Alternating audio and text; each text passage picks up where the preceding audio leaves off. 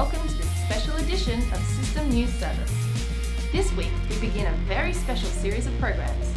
For the first time, an outside media organisation is being allowed into the richest and most mysterious place in our solar system, Coalition Space.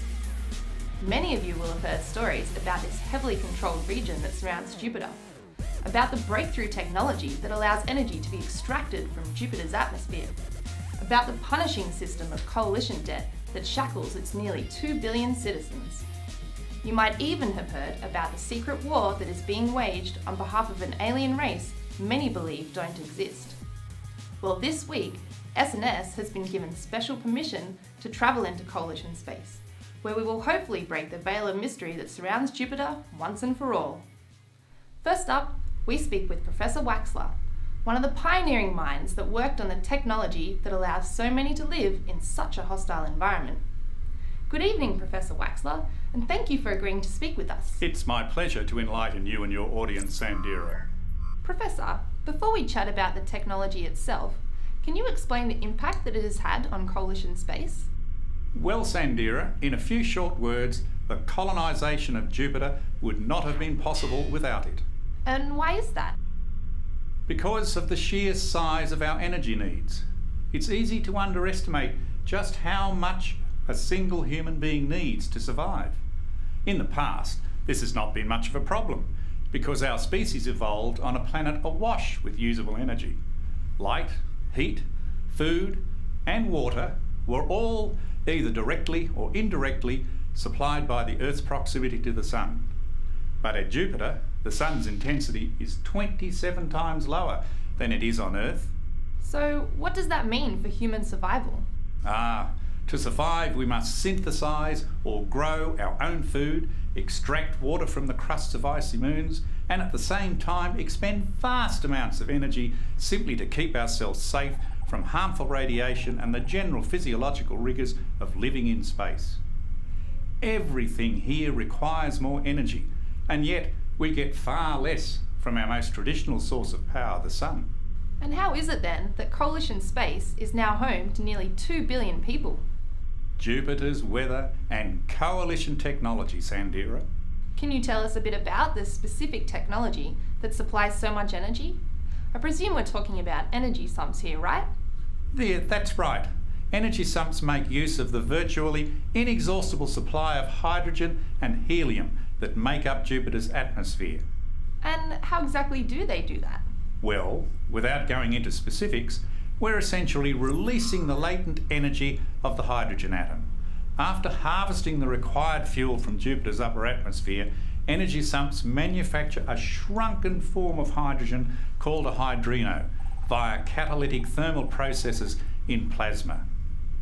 Because hydrinos exist at a lower quantum energy state than hydrogen, this transition releases more energy than any known chemical reaction. Fascinating. Does this process create more energy than nuclear fission? No, not quite. But given the abundance of hydrogen in Jupiter's atmosphere, we can sustain this conversion process indefinitely. The energy output of even one energy sump is many orders of magnitude greater than the largest nuclear facilities on Earth. Wow, that's impressive.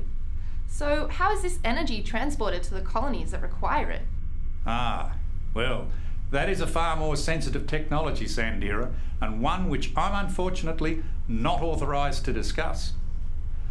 I can, however, tell you that the transfer is virtually instantaneous. Are you saying the energy is teleported directly to the colonies? In a sense, yes, but as I mentioned, I'm afraid I cannot elaborate. Then let's move on to the energy sumps themselves. I've heard that entering Jupiter's atmosphere is incredibly dangerous, and that many of the early missions fell victim to treacherous weather systems. How is it that a ship the size of a small city can now survive in such an environment? Our meteorological understanding has come a long way since those early days of exploration.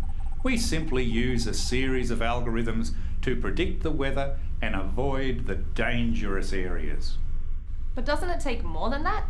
I've heard that despite the complexity involved, there is one person responsible for piloting the energy sumps safely through the atmosphere. I think you may be referring to the helmsman. Yes, the helmsman. Who are the Helmskin, and how is it that they're able to control such a massive ship within Jupiter's atmosphere when so many others have failed? Sandeera, the Helmskin are gifted pilots, and I'm afraid that's all I'm authorised to say. So you're saying the Helmskin are augmented with technology that you can't discuss? No, I'm not saying that at all. But the practice of physical augmentation is common in coalition space, isn't it? Some people even choose to replace their limbs or even their entire bodies with robotic components. Are the Helmskins simply the next generation of cybernetic enhancements? Nice try, Sandeera. But with all due respect, I'm not going to reveal any coalition secrets on your program. Really? Is that because you're afraid of what the coalition might do to you? No, Sandeera. It's merely because that's outside of my area of expertise. I'm afraid I have to end the interview there. I'm a very busy man. Yes, I'm sure you are. Perhaps others can answer those questions. Well, there you have it. Professor Waxler, coalition scientist, sharing his unique insights into the fascinating technology which extracts energy from Jupiter's atmosphere. I'm Sandeera Centuari, and I'll see you next time on SNS, the service that brings the interviews to you.